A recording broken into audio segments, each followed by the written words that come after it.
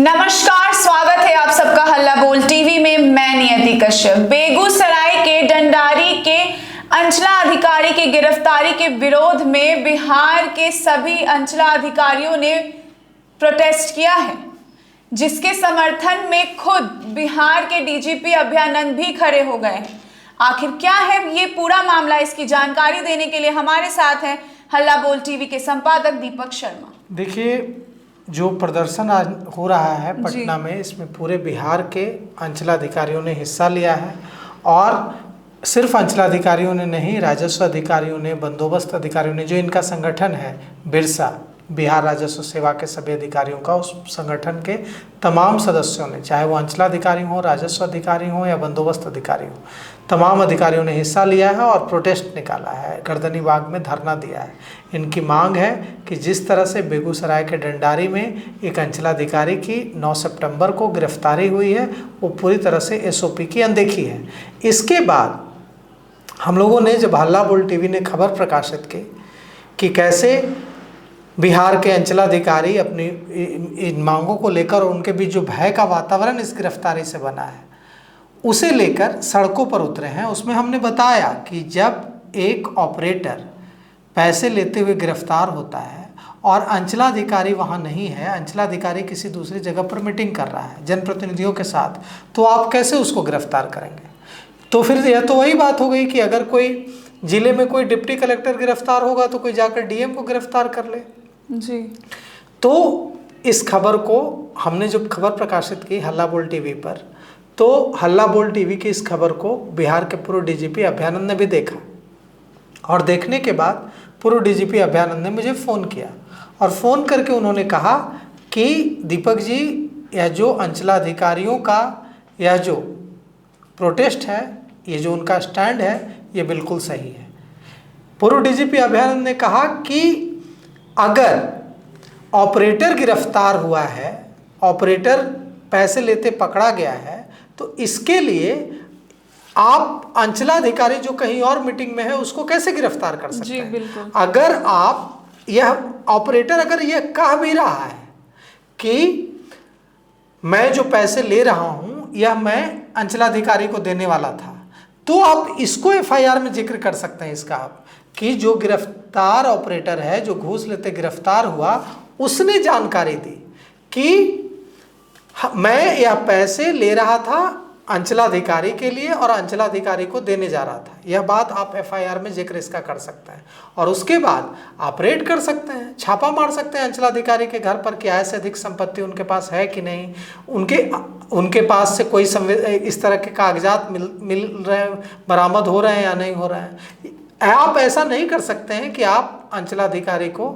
जाकर गिरफ्तार कर लेंगे, क्योंकि रंगे हाथ तो वो पकड़ाया नहीं जी। उसके कार्यालय का कोई ऑपरेटर गिरफ्तार हो रहा है और उसके कार्यालय का ऑपरेटर गिरफ्तार हो रहा है, और आप इसके बदले क्या कर रहे हैं? आप जाकर अंचलाधिकारी जो जनप्रतिनिधियों के साथ मीटिंग कर रहे थे उनको आप जाकर गिरफ्तार कर ले रहे हैं। अगर आपके इस जो आपने ऑपरेटर को रंगे हाथ घूस लेते हुए गिरफ्तार किया, उसने अगर ऐसी बात बताई भी, और अभयानंद ने मुझे पूरी प्रक्रिया की जानकारी दी। उन्होंने मुझे कहा कि मैं सीबीआई का एसपी रहा हूं, और मैं जब सीबीआई का एसपी था तो उन्होंने, अभयानंद ने मुझे कहा कि मैं जब सीबीआई का एसपी था तो मैंने ऐसे कितने ही ट्रैप केसेस किए थे और मैं पूरे एसओपी का पालन करता था और बगल के कमरे में मैं बैठा रहता था और मैं खुद अपनी मॉनिटरिंग करके कराता था। लेकिन यह तो सही नहीं है, अगर ऑपरेटर घूस लेते गिरफ्तार हुआ है, घूस लेते पकड़ा गया ऑपरेटर कह रहा है कि ये जो पैसा है ये मैं सीओ साहब के लिए ले रहा था, अंचलाधिकारी के लिए ले रहा था, ये पैसे मैं उनको देने वाला था, तो आप इसका जिक्र एफआईआर में करें कि सीओ तो नहीं पकड़ाया है पैसे लेते हुए, लेकिन जो पकड़ाया है ऑपरेटर, उसने कहा कि यह पैसे मैं ले रहा था, किसके लिए?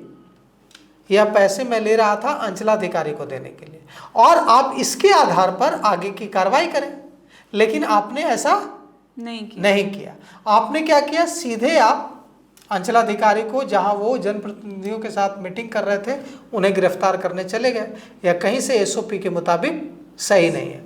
तो बिहार के अंचलाधिकारी, जिसमें बड़ी संख्या में विभिन्न जिलों से आए रेवेन्यू ऑफिसर, बंदोबस्त पदाधिकारी शामिल हैं, जो उनका बिहार राजस्व सेवा संघ है उस बिरसा, उसके तमाम जो सदस्य हैं वे शामिल हैं। उनके लिए ये बड़ी राहत की बात है कि ऐसे समय में जब उन पर यह आरोप लग रहा था कि आपके स्टैंड के साथ तो कोई खड़ा होगा ही नहीं, क्योंकि आप पर तो आरोप लगता है कि बिहार के अंचलाधिकारी बहुत भ्रष्ट हैं, बिहार के अंचलाधिकारी ने पूरी तरह से भ्रष्टाचार फैला रखा है, तो आपके साथ कौन खड़ा होगा। लेकिन बिहार के अंचलाधिकारियों ने तब भी कहा था कि हम मुनीम हैं सरकार के, हमारे पास सबका रिकॉर्ड होता है कि किसके पास कितनी संपत्ति है, और अगर हम बताना शुरू करेंगे कि किसने कितना भ्रष्टाचार किया है तो फिर हालत खराब हो जाएगी। और कहा बिहार के अंचलाधिकारियों ने कि विजिलेंस के अफसर एक्सटॉर्शन कर रहे हैं, विजिलेंस के अफसर जिस तरह से कार्रवाई कर रहे हैं वो कहीं से सही नहीं है। तो हम भी विजिलेंस के हमारे पास सारा डॉक्यूमेंट्स है, सारे कागजात होते हैं कि किसके कहाँ प्लॉट है, किसकी कहाँ ज़मीन है। तो हम भी विजिलेंस के अफसरों की जो संपत्ति है, जो उनका ब्यौरा है, वो सार्वजनिक करना शुरू करेंगे और विजिलेंस के अफसर बताएं कि वो जो है इतनी संपत्ति कहाँ से लेकर आए हैं। और एक बड़ा विवाद खड़ा हो गया है।